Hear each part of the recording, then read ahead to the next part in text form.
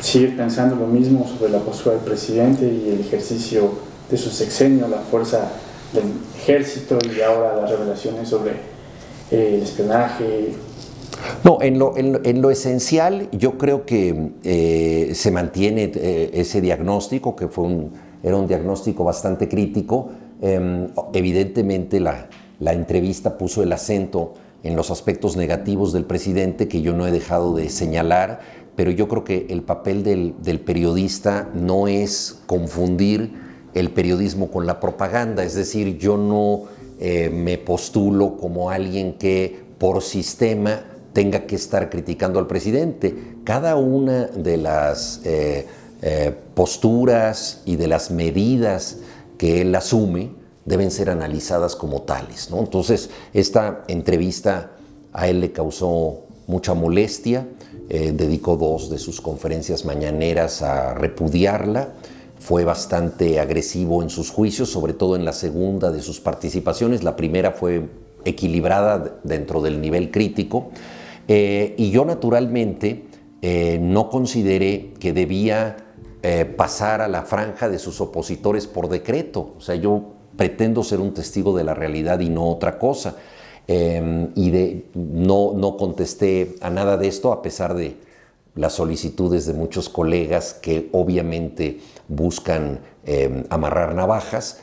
Y el siguiente artículo que yo escribí, que me pareció muy importante decirlo, fue la muy significativa postura que México ha tenido de distanciamiento de la DEA y la suspensión de la iniciativa Mérida, que fue una de las peores cosas que hizo Felipe Calderón, y también el ponerle límites a la injerencia de estrategia militar de Estados Unidos en México, límites que Estados Unidos quiso revertir de manera vengativa con el arresto absurdo del general Cienfuegos y con ese expediente de 700 páginas que era verdaderamente cantinflesco y que la propia administración de López Obrador dio a conocer, exhibiendo los errores de la inteligencia norteamericana. Todo eso a mí me parece que vale la pena destacarlo, porque ahí el papel del canciller Marcelo Ebrard y de López Obrador ha sido firme y me parece que ha sido correcto. Entonces, bueno, es algo muy significativo eso, y viene de un gobierno que me acaba de criticar de manera acre, ¿no? Pero la labor del periodista es tratar de reconocer una cosa y otra. Posteriormente el gobierno ha cometido dislates y errores y he señalado algunos de ellos, pero no soy yo alguien que esté permanentemente en el radar de buscar esta situación, entre otras cosas porque creo que uno de los grandes defectos de nuestro periodismo es considerar que todo lo que sucede tiene que ver con la presidencia. Es decir, que no hay nada en el universo aparte de lo que está marcando la agenda presidencial, lo cual, dicho sea de paso, es un gran triunfo de la agenda presidencial, porque aunque se hable en contra de ella, la agenda presidencial está al frente de todo, ¿no? Y desgraciadamente es muy pobre la discusión que tenemos sobre multiplicidad de temas que son fascinantes, ¿no? En otro tipo de periodismos hay 1000 asuntos que discutir que tienen que ver con la ciencia, el universo, la religión, la filosofía, las costumbres, la vida cotidiana, los inventos, 1000 cosas, y que se nos pasan por alto porque aquí solo estamos pensando en lo que dice la mañanera.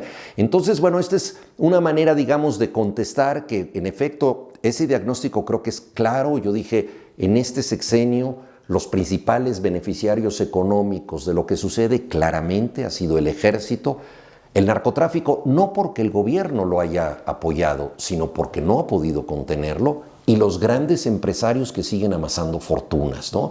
Esos han sido los que mantienen el beneficio económico, y claramente todo lo que yo dije en la revista Proceso fue muy bien reproducido por tu colega, quien me hizo la entrevista, y si bien era como la parte más crítica de lo que yo podía decir del gobierno, pues creo que vale la pena decirlo, y creo que también tenemos un déficit para admitir la crítica, porque la gente piensa de manera binaria que nosotros debemos estar a favor o en contra y que en medio no hay nada.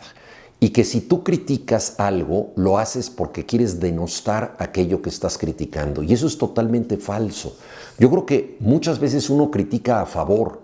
O sea, si yo critico el Tren Maya, que lo he hecho, que me parece un despropósito neoliberal, siniestro, que está destruyendo comunidades, que está destruyendo ruinas, que está destruyendo la ecología, si yo lo critico, no es para decir que este gobierno se derrumbe, sino por el contrario, que este gobierno corrija el rumbo.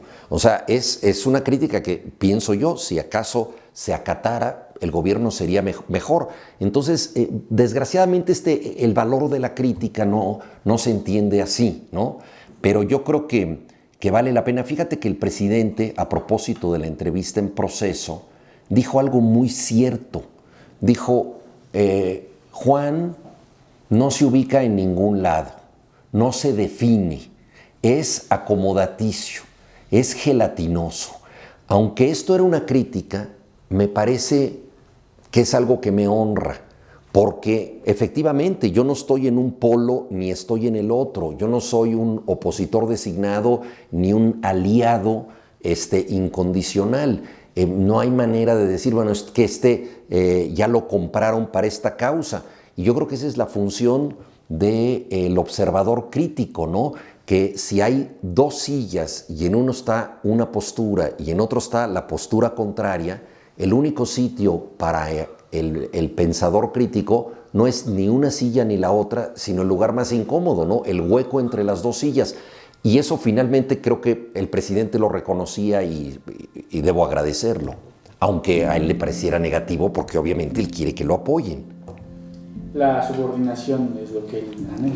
Sí, desgraciadamente no hay ahora un sentido de apoyo crítico, ¿no? Esta noción que se usó mucho en los años 60 y 70 de que le doy mi apoyo crítico, ¿no? Quería decir apoyo en lo fundamental, pero hay muchos problemas pequeños que quisiera que se resolvieran. Esa idea no sucede y hemos caído en la realidad con tantos gobiernos populistas. No es el de López Obrador el único. Acabo de estar en Colombia y está pasando lo mismo con el gobierno de Petro, que estamos en una situación binaria parecida a la de las redes sociales. O apruebas o condenas.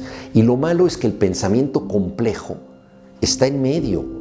Todos los matices, las ambigüedades, las contradicciones que deben ser tomadas en cuenta están en medio, ¿no?